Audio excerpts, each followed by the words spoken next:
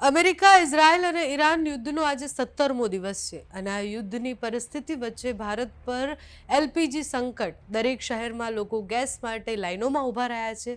ત્યારે ભારતીય જહાજ શિવાલિક થોડા જ કલાકોમાં ગુજરાતના મુન્દ્રા પોર્ટ પર પહોંચવાનું છે અને એલપીજી સંકટ શું આનાથી દૂર થશે? એના સિવાય કેટલા જહાજો ફસાયેલા છે જે ભારત આવવાના છે, એ વિષય પર વિસ્તારથી વાત કરીશું. નમસ્કાર, આપની સાથે હું છું પાયલ.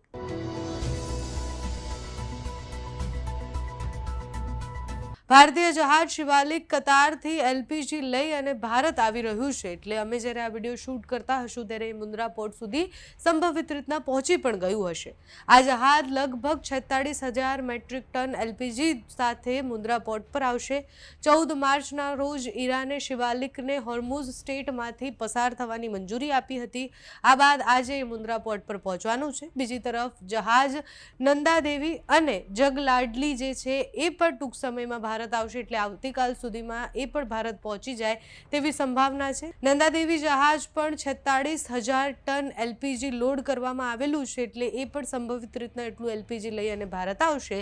એટલે તમે વિચારો કે 3 અલગ અલગ જહાજો અને એમાં પણ 2 જહાજો જે 46,000 ટન જેટલું એલપીજી લઈને આવે તો એ જથ્થો ખૂબ મોટો છે અત્યારે ભારત માટે.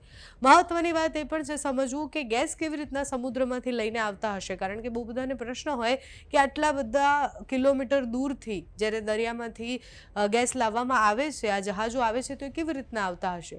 તો સૌથી પહેલાં એલપીજી ગેસને ખૂબ ઠંડુ કરી અને ભારે દબાણમાં રાખી અને એને દ્રવ્ય સ્વરૂપમાં ફેરવવામાં આવે. પછી એને ખાસ બનાવેલા એલપીજી ટેન્કર જહાજોમાં ભરવામાં આવે છે. આ જહાજો હજારો કિલોમીટર સમુદ્ર મુસાફરી કરી અને ભારતના પોર્ટ સુધી આવે.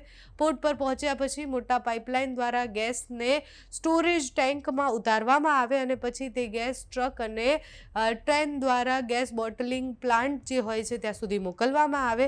અહીંથી એ ગેસ સિલિન્ડરમાં ભરાય અને પછી તમારા ઘર સુધી પહોંચે.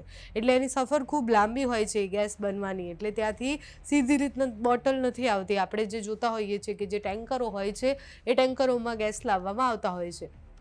ભારત સરકારના શિપિંગ મંત્રાલયના અધિકારીએ અત્યારે જે વાત કરી છે એ ખૂબ મહત્વની છે. રાજેશ કુમાર સિન્હાએ જણાવ્યું છે કે શિવાલિક એલપીજી કેરિયર જે ફારસની ખાડીમાંથી રવાના થયું અને હોર્મુઝ સ્ટેટ પાર કરી અને ભારત તરફ આવી ચૂક્યું છે.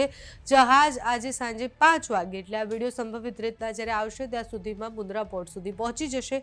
તેમણે એ પણ જણાવ્યું છે કે જહાજ પહોંચે તે પહેલાં તમામ જરૂરી દસ્તાવેજી પ્રક્રિયા, પ્રાથમિકતાના આધારે એને કેવી રીતના એની વ્યવસ્થા કરવાની છે, બધી જ તૈયારીઓ કરી દેવામાં આવી છે. કેવી રીતના ઓફલોડિંગ એનું કરવાનું છે, બધી તૈયારીઓ થઈ ગઈ છે. અને બીજા ઘણા બધા જહાજો છે, એટલે 22 જહાજો હજુ સુધી સમુદ્રમાં ફસાયેલા છે, જેમાંથી 611 ભારતીય નૈવિકો સવાર છે એમાં, અને 611 ભારતીય નૈવિકો એનું ધ્યાન રાખી રહ્યા છે.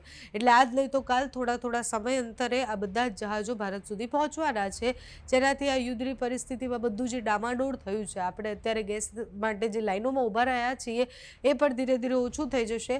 એટલે સરકારે જે વાત કરી હતી કે ગેસથી લઈને ઓઇલ સુધી બધા ઉપર અત્યારે નજર રાખવામાં આવી રહી છે. તમામ દેશો સાથે વાતચીત કરી અને આ યુદ્ધની પરિસ્થિતિમાં આપણે જેટલી પણ કટોકટી છે કે જે પણ પરિસ્થિતિ છે એ પરિસ્થિતિમાં ભારતને ખૂબ વધારે સર્વાઈવ ના કરવું પડે, એટલે લોકોએ વધારે હેરાનગતિ ન થાય એના માટેની તૈયારીઓ કરવામાં આવી રહી છે.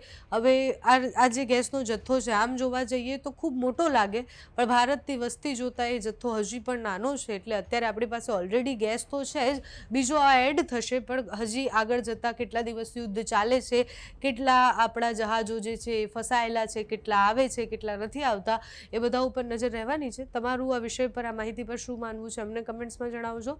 અત્યારે આ વિડીયોમાં બસ આટલું. જો તમે અમને યુટ્યુબ પર જોઈ રહ્યા હોય તો સબસ્ક્રાઈબ કરજો, ફેસબુક પર જોઈ રહ્યા હોય તો ફોલો કરજો, અમારા આ વિડીયોને લાઈક અને શેર કરજો.